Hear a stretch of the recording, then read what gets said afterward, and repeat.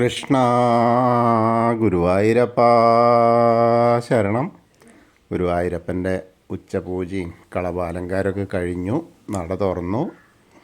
അപ്പോൾ നമുക്ക് ഗുരുവായൂരപ്പനെ കാണാൻ പോകണ്ടേ? ഗുരുവായൂരപ്പൻ്റെ ആ ചതുർബാഹുവായ ദേവകൾ പൂജിതമായ വിഗ്രഹത്തിൽ ഇന്നിപ്പോൾ ഏത് രൂപത്തിലാണ് ഭക്തരെ അനുഗ്രഹിക്കാനായിട്ട് ഇരിക്കുന്നത് നോക്കാൻ വേണ്ടി പോവാം. ആദ്യം തന്നെ കിഴക്കേ നടയിലുള്ള മഞ്ജുളാലിൻ്റെ അവിടെ വന്ന് മഞ്ജുള ആലിനെ ഒന്ന് പ്രദക്ഷിണം ചെയ്യാം. ഒപ്പം ഗരുഡനെയും കാണാം, കുചേലനെയും കാണാം. അതങ്ങനെ കണ്ട് ഒന്ന് പ്രദക്ഷിണമായി വന്ന് അത്തിമര ഗണപതി ക്ഷേത്രത്തിൽ വന്ന് ഗണേശനെ കണ്ട് തൊഴാം. യാതൊരുവിധ തിരക്കുമില്ല, സുഖമായിട്ട് തന്ന് തൊഴാം.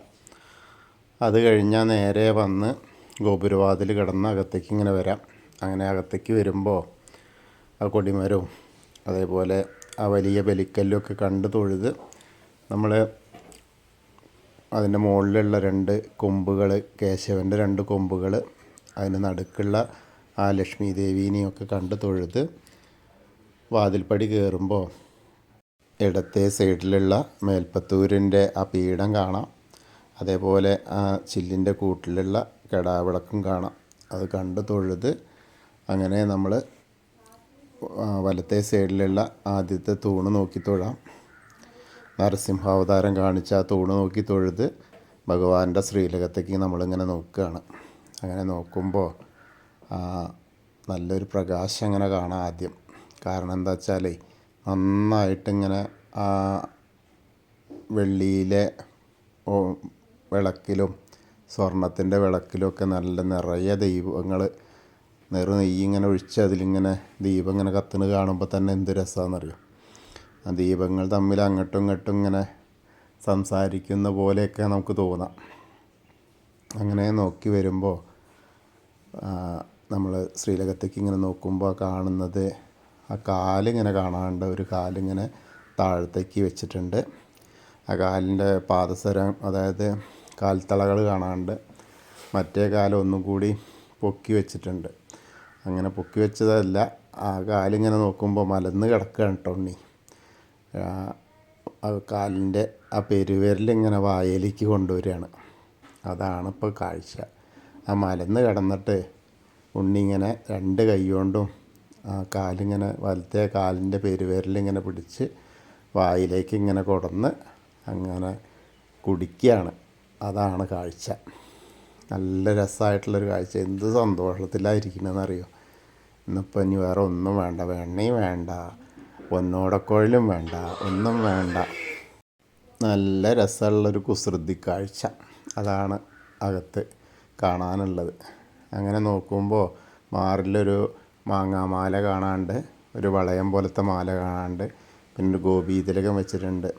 മുഖത്തുമുണ്ട് ഗോപീതിലകം വെച്ചിട്ടുണ്ട് ഇങ്ങനെ തിരുനെറ്റിയിൽ. പിന്നെ അങ്ങനെ പൊന്നിൻ്റെ കിരീടം ചാർത്തി കൊടുത്തിട്ടുണ്ട്. പിന്നെ രണ്ട് കയ്യിലും കൈവളകൾ കാണാണ്ട്, ആ തോൾവളകൾ അണിഞ്ഞിട്ടുണ്ട്. കാതിൽ ചെവിപ്പൂക്കൾ വെച്ചിട്ടുണ്ട്. അങ്ങനെ നല്ല രസമായിട്ടുള്ള കാഴ്ച. മുഖത്തിങ്ങനെ എന്തൊരു എന്താ പറയുക, എന്ത് സുഖമായിട്ടാണ് കുടിക്കണതെന്നറിയോ. എന്തോ കാര്യമായിട്ട് ഇങ്ങനെ കുടിക്കാൻ കിട്ടണ പാല് കുടിക്കാൻ കിട്ടണ പോലെയൊക്കെയാണ് ഇപ്പോൾ ആ കുടിക്കണതേ.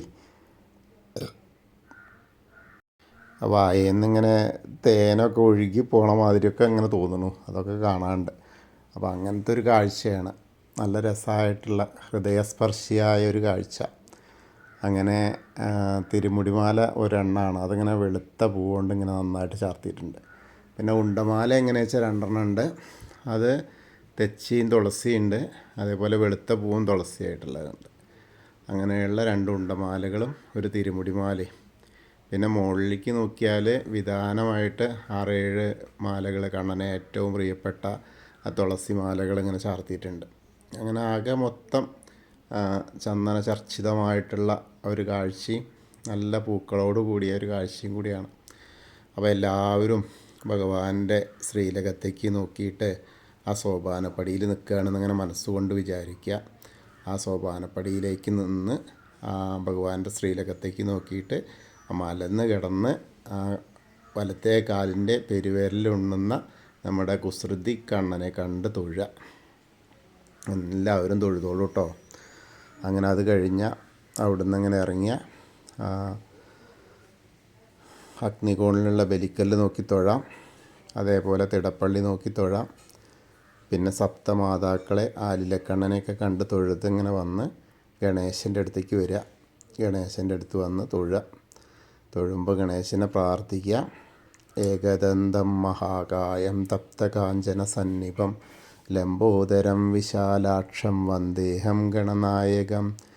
അത് കഴിഞ്ഞ് സരസ്വതി അറയിലേക്ക് നോക്കുക, തൊഴുക. സരസ്വതി നമസ്തുഭ്യം വരദേ കാമരൂപിണി വിദ്യാരംഭം കരിഷ്യാമി സിദ്ധിർഭവതു മേ സദാ. അങ്ങനെ അവിടുന്ന് തൊഴുതിങ്ങനെ വന്ന് ആ കോർണറിലെത്തിയാൽ ചെറിയ ഗണേശനെ ഒന്ന് തൊട്ട് തലോടാം. പിന്നെ മത്സ്യം, കൂർമ്മം, വരാഹം, നരസിംഹം വരെയുള്ള രൂപങ്ങളൊക്കെ കാണാം. ആ വരാഹത്തിൻ്റെ രൂപത്തിൻ്റെ സൈഡിൽ അതായത് കുറൂരമ്മയും ആ ഉണ്ണിക്കണ്ണനെയൊക്കെ കാണാം. ഒക്കെ കണ്ട് തൊഴുതിങ്ങനെ വന്ന് മേൽശാന്തിര അവിടെ നിന്ന് അർച്ചന പ്രസാദമൊക്കെ വാങ്ങാം. പിന്നെ വാമന രൂപവും ഗജേന്ദ്രമോക്ഷത്തിൻ്റെ രൂപമൊക്കെ കണ്ട് ഗരുഡാരൂഢനായിരിക്കുന്ന മഹാവിഷ്ണുവിനെയും അതേപോലെ അനന്തശായിയായ അനന്തപത്മനാഭനെയൊക്കെ കണ്ട് തൊഴുത് നമ്മൾ നേരെ ശ്രീകോവിലിൻ്റെ പുറകുവശത്ത് വന്ന് സാഷ്ടാംഗം നമസ്കരിക്കുക. നമസ്കാരമൊക്കെ കഴിഞ്ഞ് അങ്ങനെ മുകളിലേക്ക് നോക്കിയാൽ ഉഗ്രരൂപിയായ നരസിംഹത്തെ കാണാം. അതും കണ്ട് തൊഴുത് ബാക്കി ഇങ്ങനെ തിരിച്ചു വരുമ്പോൾ ബാക്കിയുള്ള ദശാവതാര വിഗ്രഹങ്ങൾ ശ്രീരാമചന്ദ്രനും ബലരാമനും ഭാർഗവരാമനും അതേപോലെ ശ്രീകൃഷ്ണനെയൊക്കെ കണ്ട് തൊഴുത് മുരുകനെയൊക്കെ കണ്ട് തൊഴുത് ഹനുമാൻ സ്വാമിയുടെ അടുത്ത് വരിക. ഹനുമാൻ സ്വാമിയെ പ്രാർത്ഥിക്കുക. എല്ലാവരും കൂടെ പ്രാർത്ഥിച്ചോളൂ കേട്ടോ. ത്വമസ്മിൻ കാര്യനിര്യാഗേ പ്രമാണം ഹരിസത്തമ ഹനുമാൻ യജ്ഞമാസ്തായ ദുഃഖക്ഷയകരോഭവ മനോജവം മാരുതതുല്യവേഗം ജിതേന്ദ്രിയം ബുദ്ധിമതാം വരിഷ്ഠം വാതാത്മജം വാനരയൂതമുഖ്യം ശ്രീരാമദൂതം ശിരസാ നമാമി. ബുദ്ധിർബലം യശോധൈര്യം നിർഭയത്വം അരോഗത അജാഡ്യം വാക്പടുത്തം ഹനുമസ്മരണാത് ഭവേത്. ഓം നമോ ഭഗവതേ ആഞ്ജനേയായ മഹാബലായ സ്വാഹ. അങ്ങനെ ഹനുമാൻ സ്വാമിയെ കണ്ട് തൊഴുത് പിന്നെ ആ ശ്രീരാമചന്ദ്രനെ അതേപോലെ രാധാകൃഷ്ണനെ അതേപോലെ തന്നെ കാളിയമർദ്ദൻ രൂപിയും വെണ്ണക്കണ്ണിനെയൊക്കെ കണ്ട് തൊഴുത് ഓവിൻ്റെ അവിടേക്ക് വരിക. ഓവിൻ്റെ അവിടെ വന്ന് ഒന്നുകൂടി നന്നായിട്ട് പ്രാർത്ഥിക്കാം. പിന്നെ താമരക്കണ്ണനെ കൽപ്പകവൃക്ഷത്തിൻ്റെ ചുവട്ടിലിരിക്കുന്ന താമരക്കണ്ണനെ കണ്ട് തൊഴാം. പിന്നെ അവിടുന്ന് കിഴക്ക് വശത്തേക്ക് നോക്കിയാൽ അങ്ങനെ വെയിലത്ത് ഇങ്ങനെ സ്വർണ്ണ കൊടിമരം തിളങ്ങും. പിന്നെ നൃത്താറയും മണിക്കിണറും ഒക്കെ കണ്ട് തൊഴുത് ഇങ്ങനെ വന്ന് കുറൂരമ്മയും നാരദരെയും മേൽപ്പത്തൂരിനും വസുദേവരെയൊക്കെ കണ്ട് തൊഴുത് അങ്ങനെ വന്ന് വടക്കേ നടയിൽ കൂടെ പുറത്തേക്ക് വരിക. പുറത്തേക്ക് വന്നതിന് ശേഷം നേരെ പ്രസാദ കൗണ്ടറിൽ പോയിട്ട് ചന്ദനവും തീർത്തൊക്കെ വാങ്ങാം. അത് കഴിഞ്ഞ് എടത്തരികത്തുകാവിലെ ഭഗവതിയെ കാണാനായിട്ട് ഇങ്ങനെ പോരാം. അങ്ങനെ ഭഗവതിയുടെ അവിടെ വന്ന് ഭഗവതിയെ കണ്ട് പ്രാർത്ഥിക്കുക. നന്നായിട്ട് മനസ്സൊരുക്കി പ്രാർത്ഥിക്കുക. അപ്പോൾ എല്ലാവരും പ്രാർത്ഥിച്ചോളൂ. സർവമംഗളമാംഗല്യേ ശിവേ സർവാർത്ഥ സാധികേ ശരണ്യേ ത്രയംബകേ ഗൗരി നാരായണി നമസ്തുതേ. അങ്ങനെ അവിടെ കണ്ട് തൊഴുത് അങ്ങനെ വന്ന് ആ കോർണറിലെത്തിയാൽ തിരിഞ്ഞ് നിൽക്കുക. വടക്ക് പടിഞ്ഞാറ് ഭാഗത്തേക്ക് നോക്കിയിട്ട് മമ്മിയൂരപ്പനെ മനസ്സിൽ സ്മരിച്ച് നമശിവായ നമശിവായ നമശിവായ എന്നുള്ള പഞ്ചാക്ഷരി മന്ത്രം ജപിക്കുക. അപ്പോൾ നമ്മൾ മമ്മിയൂർ പോയി ദർശനം കിട്ടിയ പോലെയാവും. അതിനുശേഷം കൊടിമരത്തിൻ്റെ അവിടെ വന്ന് വീണ്ടും ഭഗവാന്റെ ശ്രീലകത്തേക്ക് നോക്കിയിട്ട് ആ പൊന്നുണ്ണിയെ ഒന്നുകൂടി കണ്ട് നമസ്കരിക്കുക. അതിനുശേഷം കൂത്തമ്പലത്തിൽ കൂത്ത് നടക്കുന്നുണ്ട്, അങ്കുലിയാങ്കം കൂത്ത്. അപ്പോൾ അതൊക്കെ കാണാം. അതൊക്കെ കഥകൾ കേൾക്കാം, രാമകഥകളൊക്കെ ഇങ്ങനെ കേൾക്കാം. അവിടെ നമസ്കാരമൊക്കെ കഴിഞ്ഞ് അയ്യപ്പസ്വാമിയുടെ അടുത്ത് വരിക. അയ്യപ്പസ്വാമിയെ കണ്ട് തൊഴുക, പ്രാർത്ഥിക്കാം. ഭൂതനാഥ സദാനന്ദ സർവഭൂതദയാപര രക്ഷ രക്ഷ മഹാബാഹോ ശാസ്തേ സ്തുഭ്യം നമോ നമ.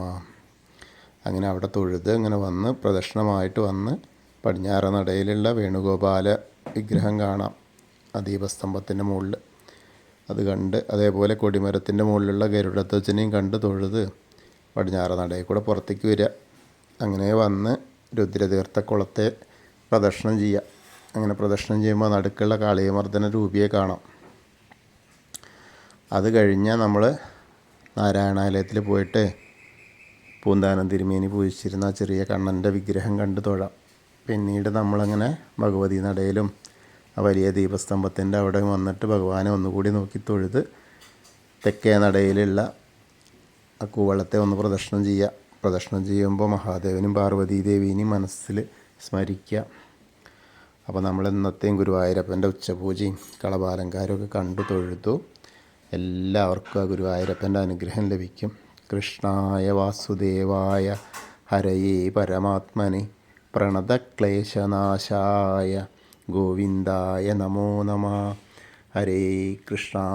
ഗുരുവായൂരപ്പാ ശരണം.